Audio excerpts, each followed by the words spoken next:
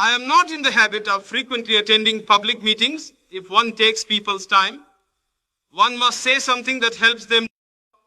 Some young people wish to celebrate my birthday. I refuse. What benefit is there in celebrating the birthday of an ordinary person like me?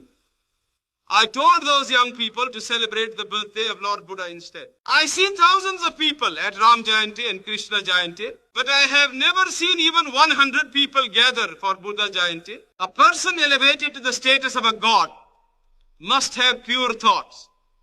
Such a person should not hate others, should not be selfish, should not harm anyone. Even though Buddhism is not as widespread in India today, since independence, public opinion has increasingly turned toward Buddhism. After nearly 2,500 years, Buddha Jayanti is being celebrated again.